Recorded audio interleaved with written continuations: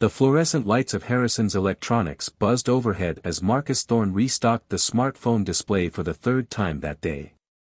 6 years of retail work had taught him the art of looking busy, especially when his mind wandered to grander dreams than selling gadgets to impatient customers. Thorne. Phone call in the office, his manager bellowed from across the store. Marcus sighed, setting down the latest model he'd been arranging. Who would be calling him at work? His parents knew better, and he hardly had anyone else who'd need to reach him during business hours. The office phone sat off its cradle, looking somehow more ominous than usual. Marcus picked it up, clearing his throat. This is Marcus. Marcus Thorne. The voice was crisp, professional. I'm Terence Blackwood of Blackwood and Associates. I'm calling regarding your grandfather, Harrison Thorne. Marcus's stomach dropped. He barely knew his grandfather. The eccentric old man had always been traveling for business, showing up once every few years with strange gifts and wilder stories. But something in the lawyer's tone told him this wasn't a social call. I regret to inform you that your grandfather has passed away, Blackwood continued. However, you are named as his sole heir. We need you to come to our offices immediately to discuss the inheritance.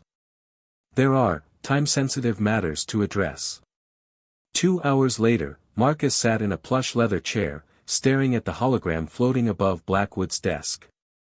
It showed what appeared to be a massive space station, rotating slowly in the projection. This is just one of your grandfather's holdings, Blackwood explained, his expression carefully neutral. He was more than just an international businessman, Mr. Thorne. He was Earth's premier interstellar merchant. Marcus laughed, then stopped when Blackwood's expression didn't change. You're serious? Entirely. Your grandfather established the first trade routes between Earth and the Etherean Empire. Which brings us to the other matter. Blackwood pressed a button, and the hologram changed to show a striking feminine figure with iridescent silver skin and eyes that seemed to contain galaxies. This is Nixera Voss, your grandfather's final business arrangement. According to both Earth and Etherean law, you are now married to her. Marcus stood so quickly he knocked over his chair. I'm what? Married. It was part of a complex trade agreement. The Etherians take such contracts very seriously. Refusing could trigger an interstellar diplomatic incident. Before Marcus could process this information, a soft chime filled the office. The air shimmed, and suddenly she was there, Nixera Voss, even more striking in person than in the hologram. Her silver skin seemed to ripple like liquid mercury, and those star-filled eyes fixed directly on Marcus. So, she said, her voice like wind through crystal, you are Harrison's heir. Her tone made it clear she found this less than impressive. Marcus opened his mouth, closed it, then opened it again. Nice to meet you. Nixera's expression didn't change. We shall see. The Etherian trade fleet arrives in 3 days. I suggest you prepare yourself, husband. Your grandfather's legacy awaits. And just like that, Marcus Thorne's ordinary life working retail ended. In its place stretched a future filled with alien technology, interstellar politics, and a wife who looked at him like he was something stuck to the bottom of her anti-gravity boots. As he left Blackwood's office that evening, his head spinning with details about space stations and trade routes, Marcus couldn't help but wonder if his grandfather had finally lost his mind in his final days. Or perhaps the old man had seen something in Marcus that he couldn't see himself. Either way, in 3 days he would be leaving Earth behind. His new life among the stars was about to begin, ready or not. As he looked up at the evening sky, the stars seemed to twinkle with new meaning. Somewhere up there, his destiny awaited. Marcus stared out the viewing window of the Etherian vessel, watching Earth shrink into a tiny blue marble. The ship, a sleek creation of living metal and crystalline technology, hummed with energy he could feel in his bones. His new wife stood beside him, her silver skin reflecting the starlight. Your heart rate indicates anxiety, Nixera observed clinically. This is understandable for a species that has barely achieved lunar colonization. Thanks for the diagnosis, Marcus muttered. You know, on Earth, newly married couples usually start with dinner and small talk, not interstellar travel. A flicker of something, amusement. Annoyance. Crossed Nixera's otherworldly features. On Etheria, marriages are strategic alliances. Your grandfather understood this. He built an empire on understanding alien cultures. The ship's corridor filled with other Etherians, their bodies shifting like liquid mercury as they moved. Each gave Marcus a curious look before bowing slightly to Nixera. He noticed their skin patterns were less complex than hers, their movements more rigid. Why do they keep bowing to you? Marcus asked. Because I am Voss lineage, she replied, as if that explained everything. When Marcus continued to look confused, she sighed. My family controls the largest quantum crystal mines in the Empire. Your grandfather's trade agreement gave Earth exclusive access to these resources. That is why this marriage was arranged. Before Marcus could respond, a tall Etherian with intricate patterns swirling across his form approached them. Lady Voss, he said, his voice resonating like struck crystal. High Counselor Zenith requests your presence. Both of you. The High Council chamber aboard the ship took Marcus's breath away. The walls seemed to be made of pure light, shifting and flowing like Aurora Borealis. At the center, seated on a throne that appeared to be carved from a single massive crystal, sat High Counselor Zenith. Unlike other Etherians, Zenith's form was almost blinding to look at, patterns of light dancing across their silver surface in complex mathematical sequences. When they spoke, the entire chamber seemed to vibrate. So this is Harrison's heir, Zenith's voice echoed in Marcus's mind more than his ears. We had expected more. Marcus felt Nixera stiffen beside him. My husband is still adapting to our ways, High Counselor. Harrison assured us he has potential. Harrison Thorne saw potential in dust and turned it to stardust, Zenith replied. But dust remains dust until proven otherwise. Their gaze fixed on Marcus. Tell me, young Thorne, what do you know of quantum crystal harmonics? Marcus swallowed hard. He thought of the countless hours he'd spent explaining technology to customers at the electronics store. Maybe he could apply that here. I know that understanding comes before mastery, he said carefully. I may not know your technology yet, but I'm ready to learn. My grandfather built bridges between our worlds. I don't want to just inherit them, I want to strengthen them. The patterns across Zenith's form shifted, creating complex geometries. Interesting. Perhaps Harrison's insight remains sharp even beyond the veil. Very well. You have one lunar cycle to prove your worth. Lady Voss will instruct you in our ways. At the end of this period, you will be tested. Fail, and the trade agreements fail with you. As they left the council chamber, Marcus felt the weight of galaxies on his shoulders. No pressure or anything, he mumbled. To his surprise, Nixera's hand brushed his arm, the first time she'd initiated contact. You handled that better than expected, she said. Most humans babble incoherently their first time before the High Council. Was that a compliment? From my strategic alliance wife? The corners of her mouth twitched. Perhaps. Come, we have much work to do.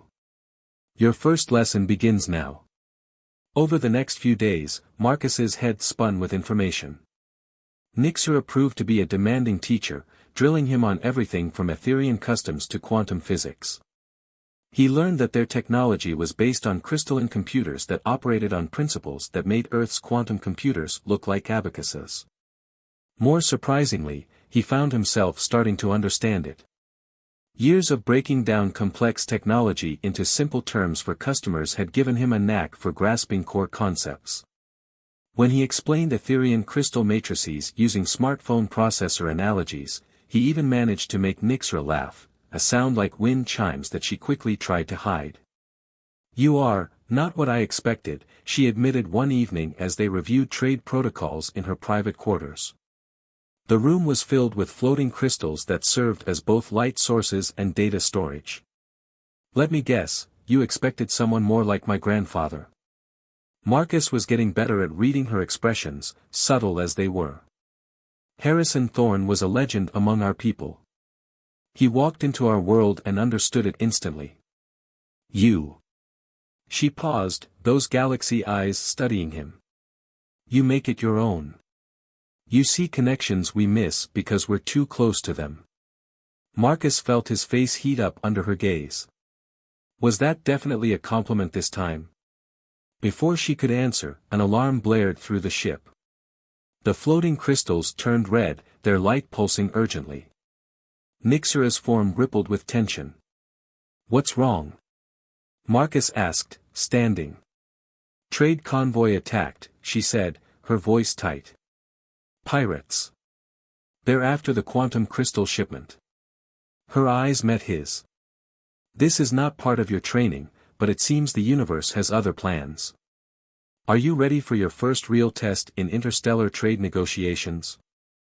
Marcus thought of the countless angry customers he'd calmed, the complex problems he'd solved with simple solutions. He nodded. Ready or not, right?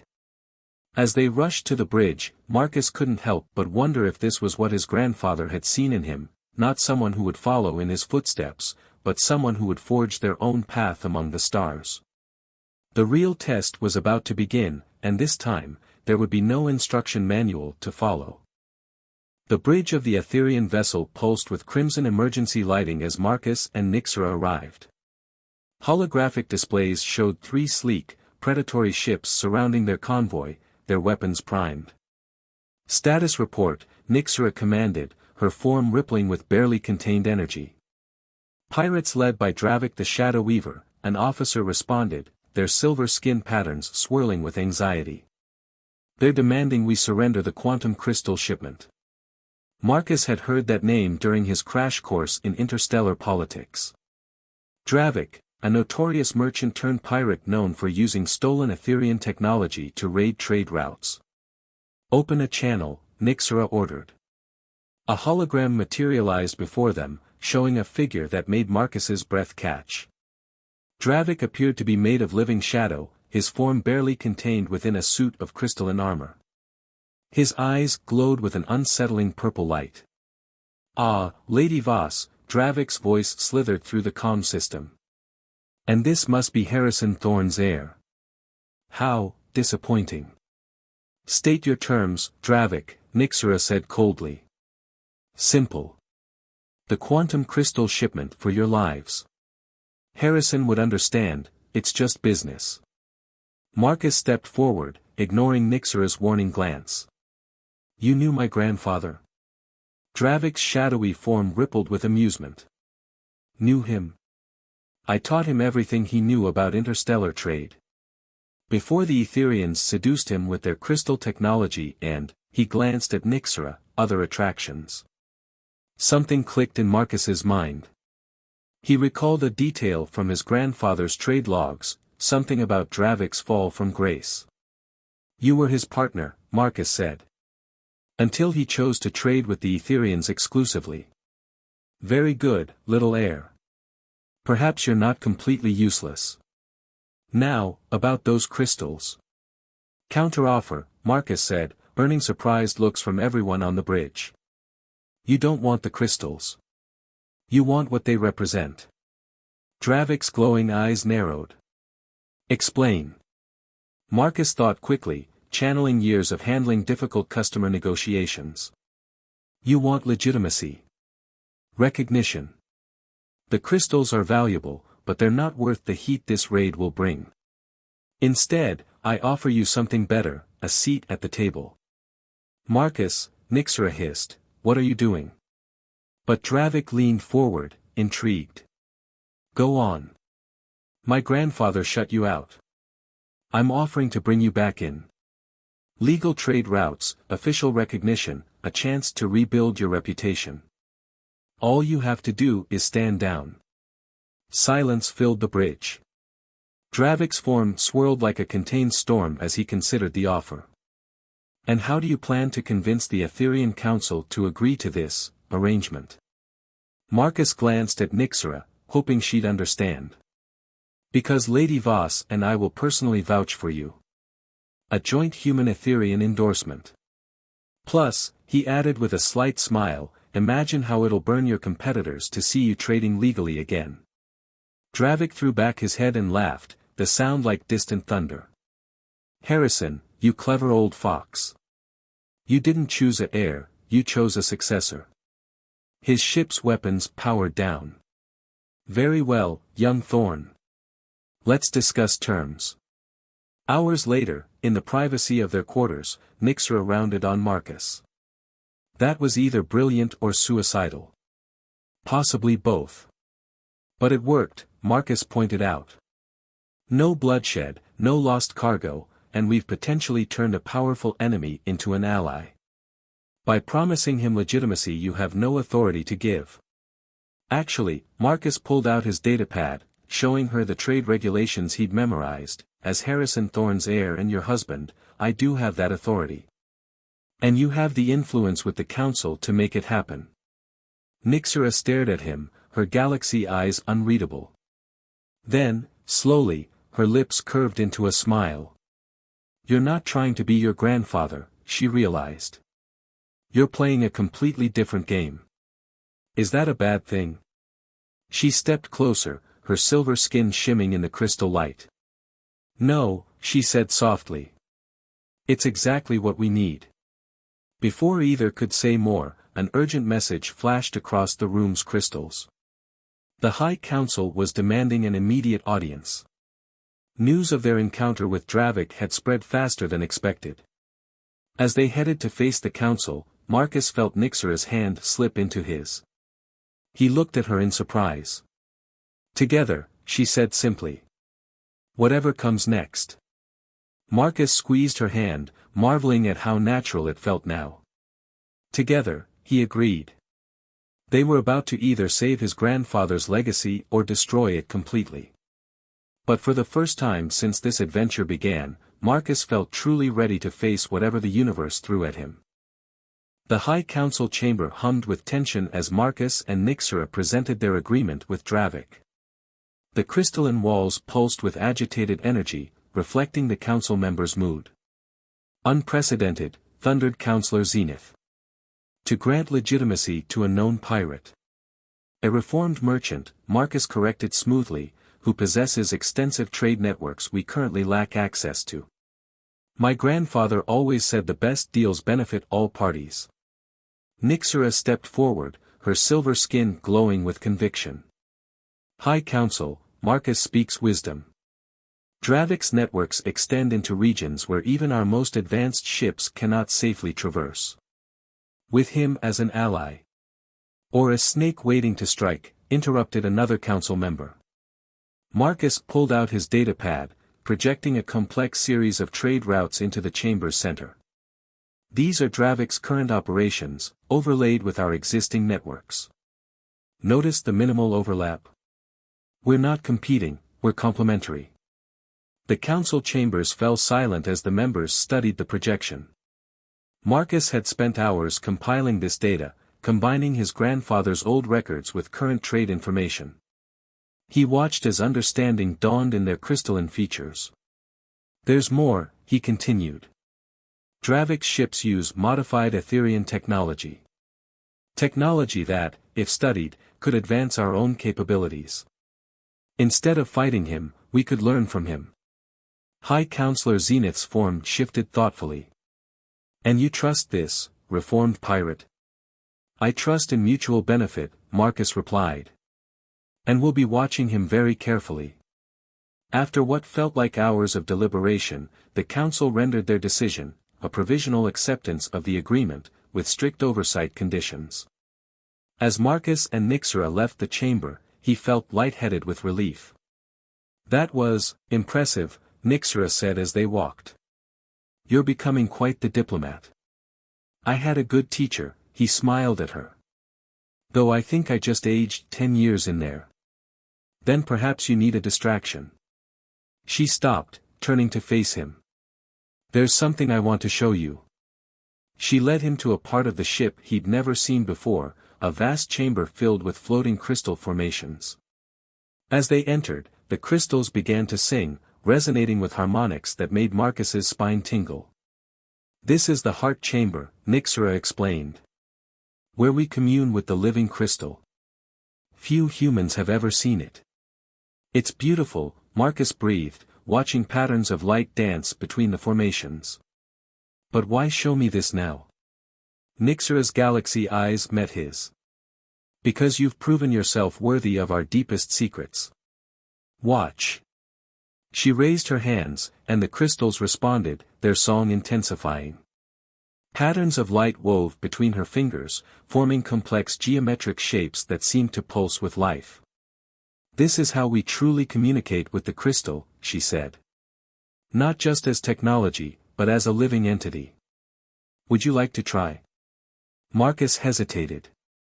I'm not sure I can. Trust me, she whispered, taking his hands in hers. Her touch sent electricity through his body, but this time it felt different, purposeful. Under her guidance, Marcus felt something new, a resonance, a connection to the singing crystals.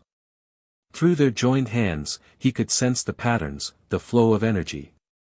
It was like nothing he'd ever experienced. That's impossible, Nixera gasped. You're connecting with them. No human has ever. The crystal's song changed, becoming more complex, more beautiful. Marcus felt it flowing through him, through their joined hands, creating patterns he somehow understood. My grandfather, he realized. He could do this too, couldn't he? That's how he really built his empire. Nixera nodded slowly. It was his secret. One he took to his grave. Until now. Their eyes met, and in that moment, something shifted between them. This was no longer just a strategic alliance. This was something deeper, something neither of them had expected. The moment was interrupted by an urgent alert. Dravik's ships had arrived at the rendezvous point early.